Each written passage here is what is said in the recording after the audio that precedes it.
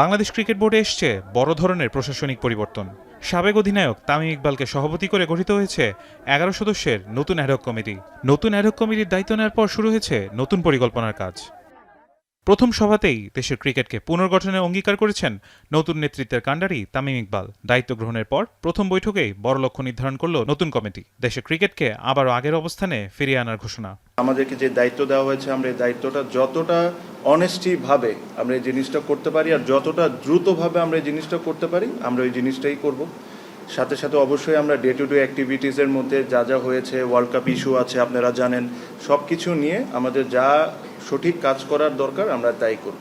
সভাতে সৌজন্য সাক্ষাতের পাশাপাশি আলোচনা হয় বিভিন্ন ইস্যু নিয়ে। ক্রিকেট উন্নয়নের বিভিন্ন দিক নিয়ে প্রাথমিক আলোচনা হয় ও ভবিষ্যৎ পরিকল্পনার একটি রূপরেখা তৈরি করা হয়। পাশাপাশি পরবর্তী সভাগুলোতে আরও কিছু গুরুত্বপূর্ণ পরিবর্তনের ইঙ্গিত দেন তামিম ইকবাল।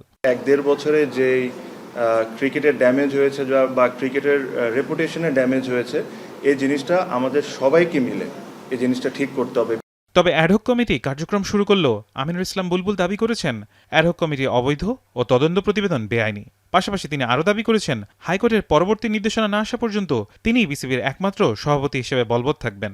সেক্ষেত্রে বিসিবি পরিচালনার ক্ষেত্রে অ্যাডহক কমিটির সম্মুখীন হতে পারে আইনি জটিলতার। ফারহান ইহসান, এখন, ঢাকা। নায়াসিনামাইড ও স্যালিসাইলিক সমৃদ্ধ লিলি ফেস ওয়াশ যা ফেসের ডেড স্কিন সেল দূর করে দেয় দ্বিগুণ ফাস্টার ব্রাইটেনিং।